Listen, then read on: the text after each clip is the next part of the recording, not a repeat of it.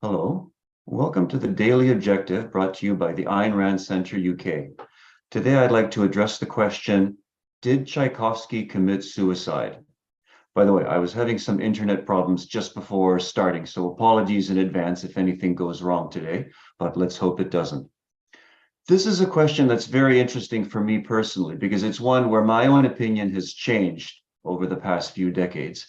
I'd like to begin by laying out some of the basic facts, and then I would like to explore them from a few different angles. First of all, on November 6th, 1893, Fyodor Ilyich Tchaikovsky died at the age of 53. He died in St. Petersburg at the apartment of his brother, Modest Tchaikovsky. The official cause of death by the physicians who attended on the composer was ruled to be cholera. And indeed, during the whole week of the composer's illness, there were regular public announcements and bulletins on the progress of his illness.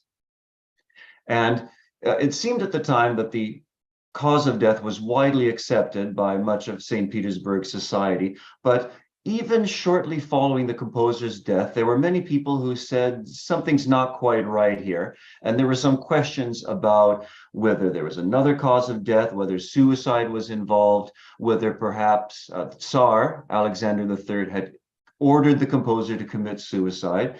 And then there was another version of the story, which I'll explain in a moment. First of all, a bit of necessary context. There was indeed a cholera epidemic going on in St. Petersburg during the period where Tchaikovsky became ill and died. But in the 19th century, cholera was primarily regarded as a disease of the lower classes. It was particularly contagious and prevalent in slums, in poor neighborhoods. And Tchaikovsky, of course, by this time was a world-famous composer, conductor. He was an international celebrity. And the idea that someone of his social class should die of this disease had a certain degree of stigma attached to it. Now, it is true that cholera did affect all members of Russian society. In fact, even the composer's own mother had died of the disease nearly 40 years before her famous son. But it was still regarded as primarily a disease for poor people. And this triggered some suspicions and some questions in the years following the composer's death. The many rumors and the many theories surrounding Tchaikovsky's suicide very often are closely tied to the question of the composer's sexual orientation. Now, it was pretty much an open secret among the composer's family and friends and musical associates that he was gay, that he'd been involved in many encounters with male prostitutes throughout his life. That was not at all uncommon. It's also true that homosexuality was officially illegal in 19th century Russia. It was a criminally punishable offense. And so a public exposure for any figure could potentially be damaging personally and could even have criminal and other implications. I want to examine one particular story or one particular version of the suicide story. And this was one that emerged about 4 decades ago, four and a half decades ago. And it originated with a Russian musicologist named Alexandra Orlova, who emigrated to the West around 1979, so approximately 44 years ago.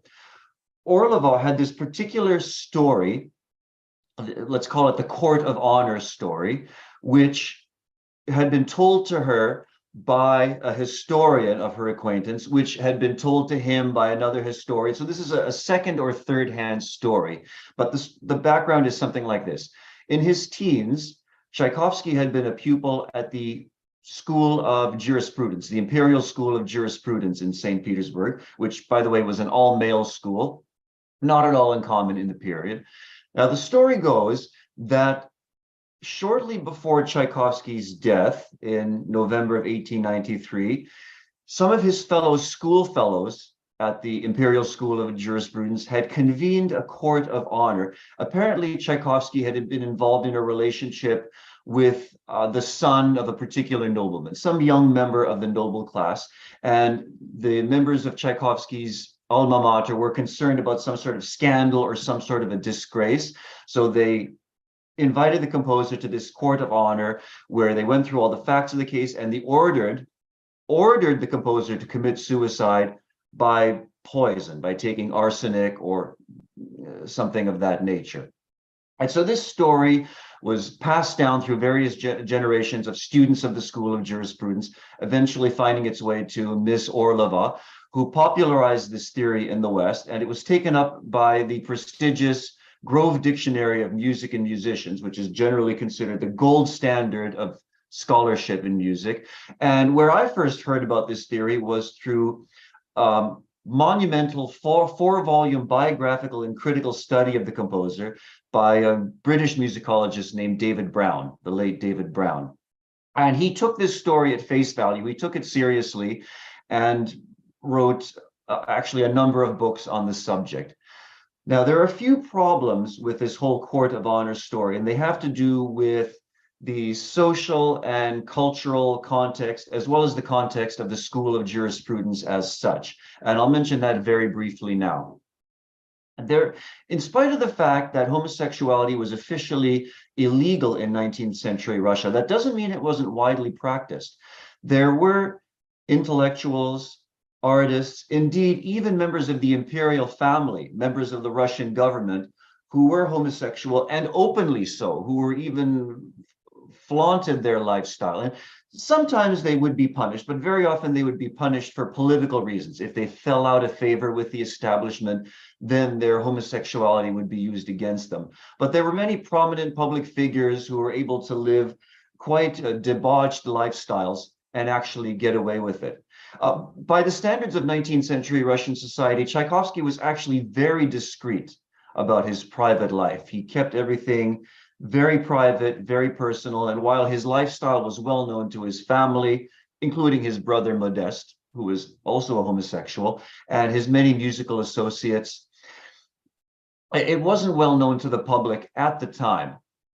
It's also worth bearing in mind that Tchaikovsky had a certain prestige by the end of his life. By the last decade of his life, he was a major public figure, international public figure, revered not only in Russia, but abroad as well. He had many conducting engagements in all the major European centers. He was invited to the inaugural concert at Carnegie Hall in the United States, and he enjoyed the personal admiration and friendship of the Tsar, Alexander III. Keeping all of these things in mind, it stands to reason that even if Tchaikovsky had been accused of some sort of wrongdoing, very likely the Tsar, who was a great admirer of the composer's music, might have been able to protect him in some way. Another reason for doubting the whole court of honor story of the School of Jurisprudence is that the reputation of the Imperial School of Jurisprudence was far from favorable. In fact, many of the students, including some of Tchaikovsky's own schoolfellows, had a reputation for debauchery.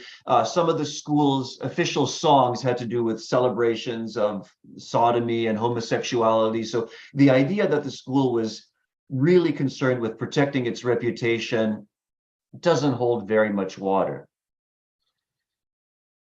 Now, there's one last bit of evidence that I want to examine, because I'm trying, at least initially, to steelman this story, this suicide or court of honor story. There's one last bit of evidence that I want to offer, and it has to do with Tchaikovsky's last major work. When Tchaikovsky died on November 6th, just 9 days prior to that, he had conducted the world premiere of his Symphony No. 6 in B minor, the famous Pathetique Symphony. This is a very unusual symphony by any standards, even by the standards of Tchaikovsky's own music. And particularly, what makes this symphony so controversial in light of the rumors surrounding the composer's death is its fourth and final movement, the finale of the symphony. If you think of some of the great symphonies from earlier in the 19th century, by Beethoven, by Schubert, by Brahms, Bruckner, other composers, the fourth and final movement, the finale, is usually something upbeat, cheerful, triumphant, whatever. But the character of this symphonic finale is very, very different altogether. It's permeated by a sense of tragedy, foreboding, fatalism. And to illustrate my point, I would like to play for you just a little bit of the beginning of the finale of this symphony. And I have to say, for me, this was one of the most striking bits of evidence from the period where I myself accepted the whole suicide story, which I'll explain in more detail in a moment. So here's just the opening minute or so of the finale of the Pathetique Symphony.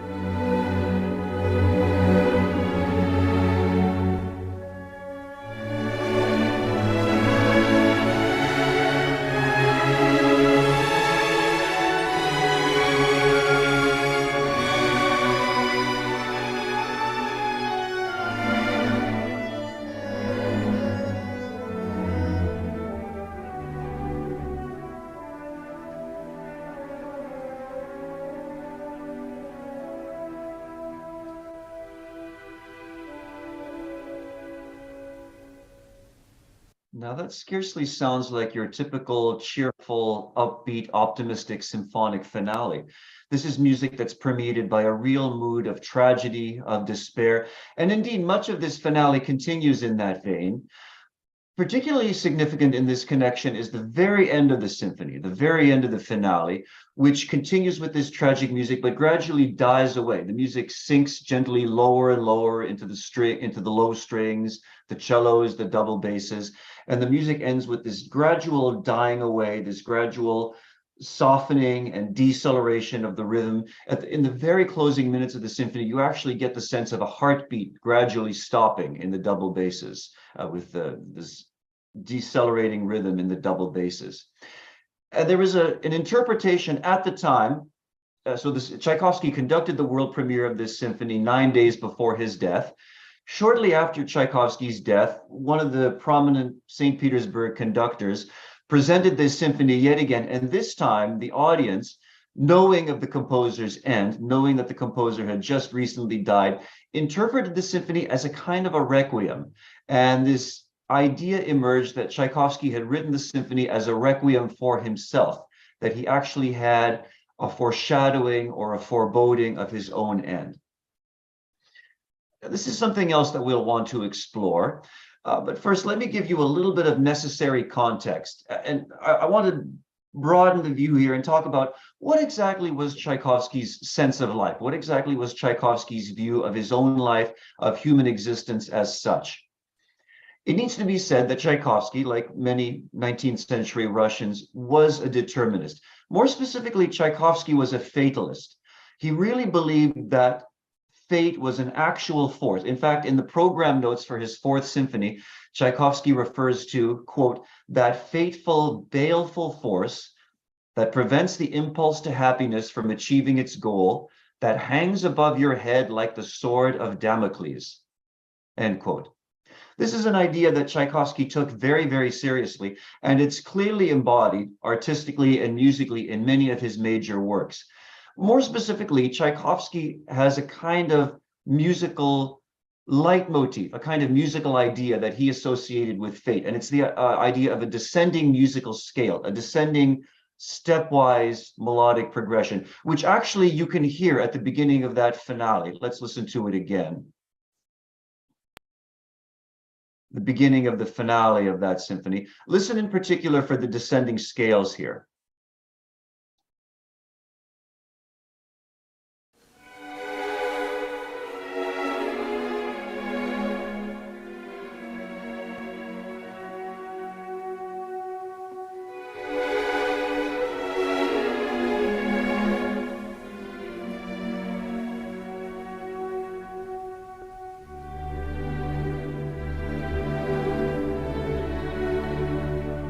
And then there's a gradual ascent in pitch, but then that's followed by another descent in pitch.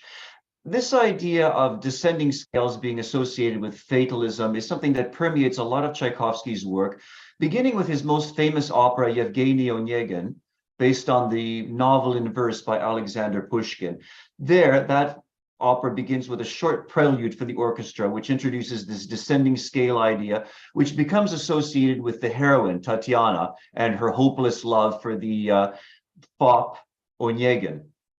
And this idea of fatalism is something that recurs in many of the composer's major works. It occurs in another opera, The Queen of Spades, also based on a work by Pushkin. And it occurs quite notably in his last three symphonies, the fourth, fifth, and sixth symphonies.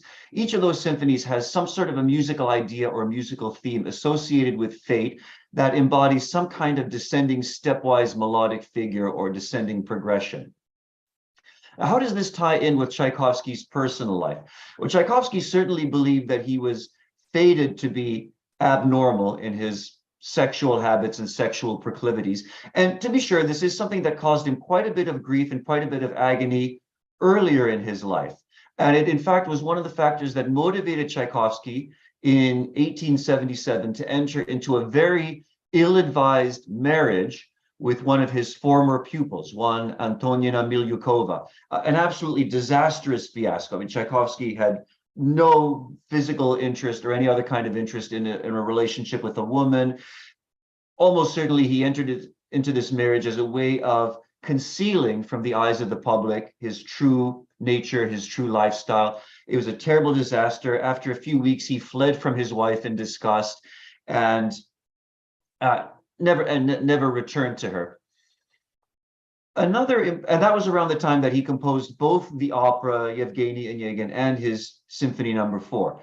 Now, about a decade or just under a decade later, Tchaikovsky was grappling with another personal demon, which was his feelings for a young male member of his own family, specifically his nephew Vladimir, who was the son of Tchaikovsky's sister Alexandra, for whom Tchaikovsky conceived this obviously forbidden and very inappropriate passion, which to all accounts was never consummated or reciprocated, but it resulted in some guilt on the composer's part, some of which may have fed into the Symphony No. 5, which is also very much concerned with fate and with defeat.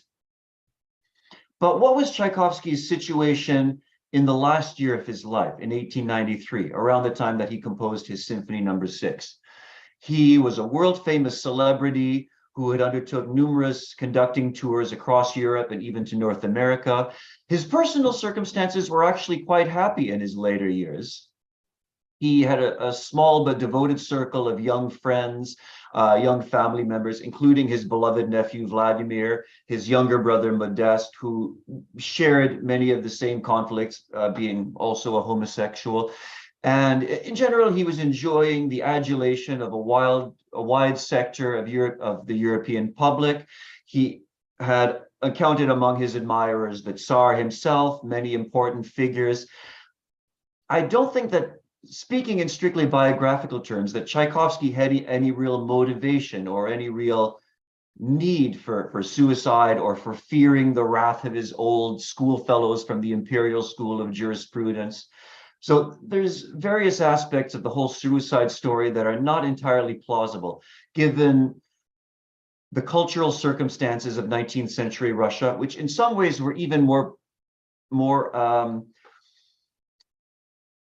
permissive than Victorian England, for example. There's a few other questions that I want to explore, but before we do that, let me just pause for a moment and ask our producer, Irene, are there any super chats at this point?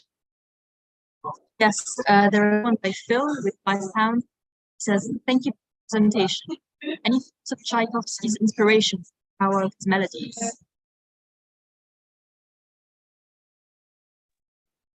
Okay, thank you very much for your contributions. And I'll check in again in a few minutes to see if there are any other super chats.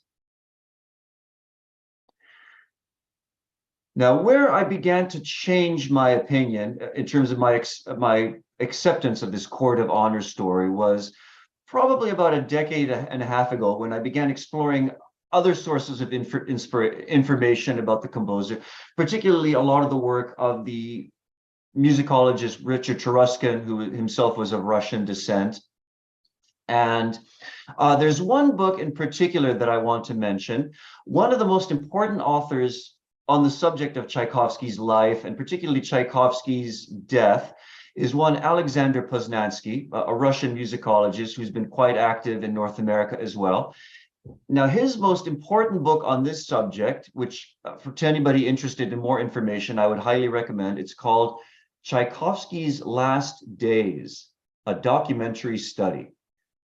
Tchaikovsky's Last Days, a documentary study by Alexander Poznansky.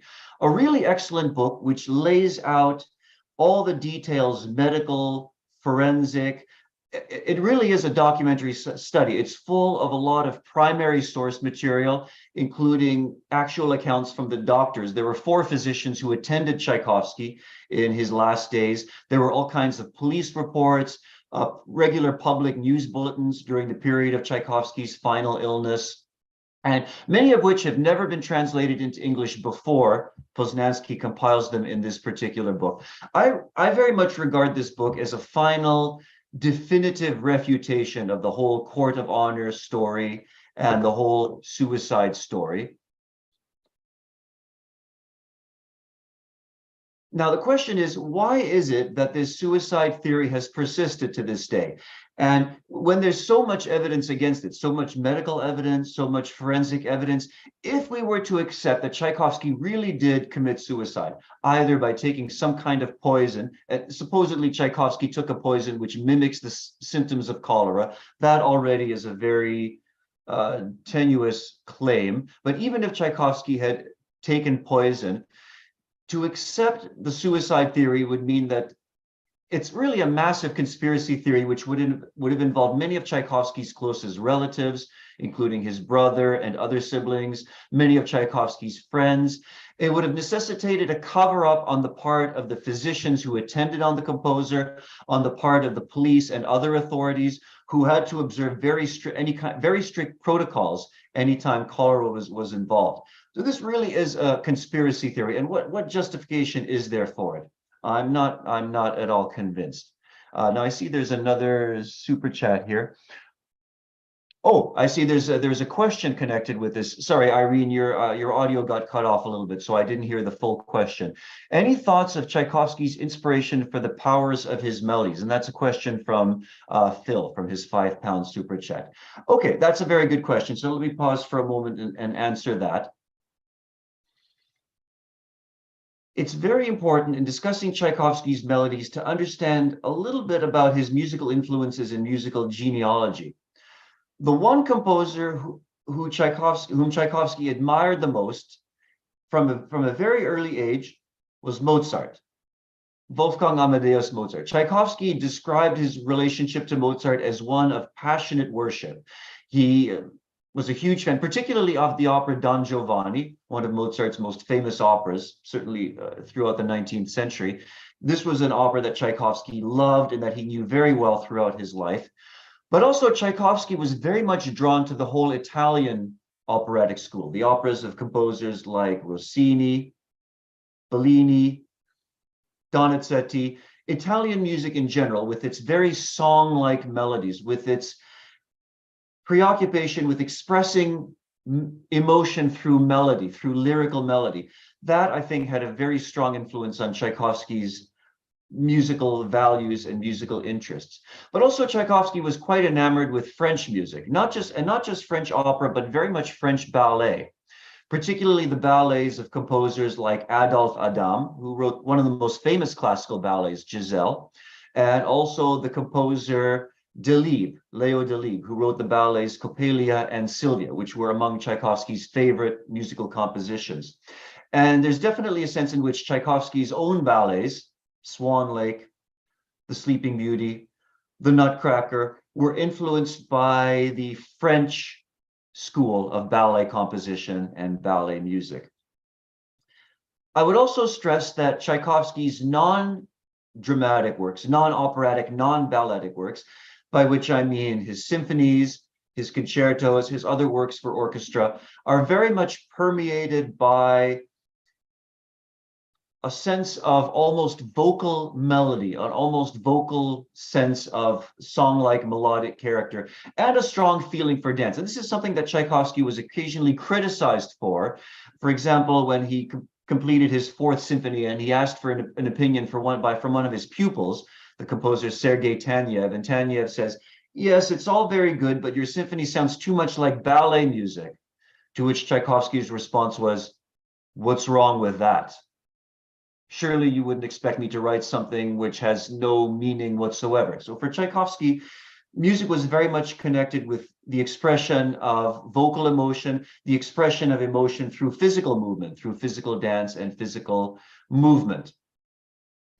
So returning now to the suicide story, I think there's actually a broader underlying theme, and this was really the source of my own error, that I heard the Symphony No. 6, I understood its very funereal and depressing connotations, and that led me to a particular interpretation of this particular biographical aspect of Tchaikovsky's death.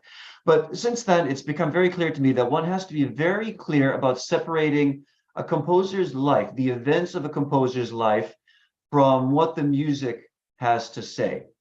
Last week, I did a little bit of a discussion of Beethoven, and I brought up the point that one of Beethoven's most cheerful, joyous works, his Symphony No. 2 in D major, was composed around the same time as the Heiligenstadt Testament. That's the document that Beethoven wrote around the time that he was coming to grips with his deafness and coming to grips with the fact that his deafness was likely incurable and irreversible.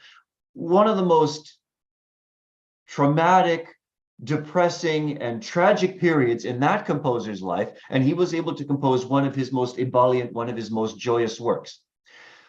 Keeping that in mind, it's not at all surprising that Tchaikovsky could have created one of his most positive, one of his most depressing, one of his darkest, one of his bleakest works, the Pathetique Symphony, the Symphony No. 6, at a time when his personal affairs were actually quite optimistic in terms of his professional prospects, his creative prospects, his personal life, his close circle of family and friends, and so on. So we have to always be very careful not to conflate what a composer's life and what his biography tells us and what his music actually tells us. So I have just a few final points that I'm going to make in a moment, but let me just check in. Irene, do we have any other super chats before we finish up here? We have no super chats, but there is an announcement to make. So tonight at 10 p.m., we have Life on Earth with Robert Nazir. He's going to be talking about stating the obvious.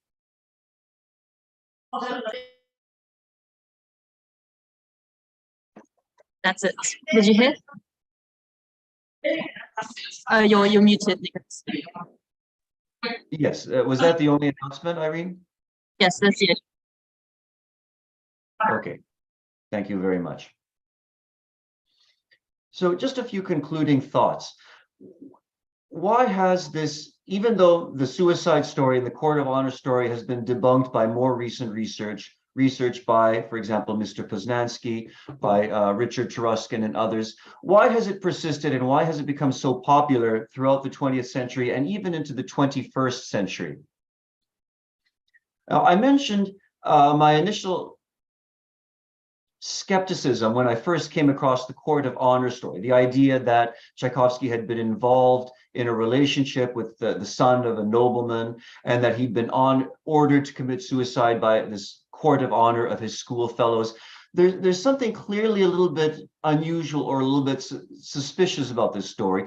Notice how similar that is to the story of Oscar Wilde, which actually took place just a couple of years after Tchaikovsky's death. The idea that Oscar Wilde had been involved in a relationship with the son of some aristocrat. There was the highly publicized trial, followed by Wilde's arrest and imprisonment and eventual death. I think that's important because the story of Tchaikovsky's suicide and the story of Tchaikovsky's sexual orientation has always been closely connected, particularly, I would say, in Anglo-American musical circles, with the critical reception of his music.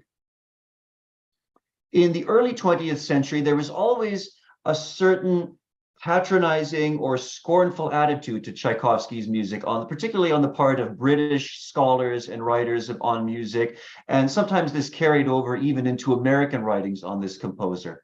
I think a lot of it has to do with the public perception of homosexuality in the wake of the Oscar Wilde scandal, the Oscar Wilde sodomy trial and his imprisonment and death. And this brings me to the point that there really have been two types of people who have latched on to the suicide story, the court of honor and suicide story in connection with Tchaikovsky's life. One group of people, I would say, is homophobes, particularly musicologists who like the story of a gay man coming to a bad end. But another group, more recently, in more recent decade, is gay rights activists who like the idea of a martyr, someone from among their own whom they can hold up as a victim of society, as a victim of homophobia. Both of these groups have played a role in perpetuating this story, even though it's been debunked by so much medical and forensic and social and cultural evidence.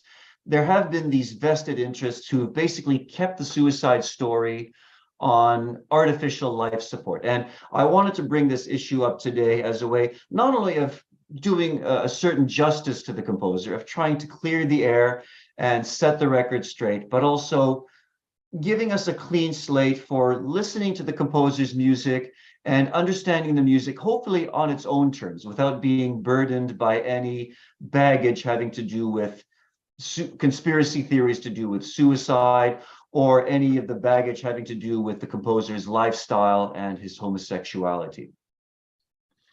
With that, I thank you all very much for joining me today for this discussion on the Daily Objective, and I look forward to chatting with all of you again very shortly on another topic. Thank you all very much.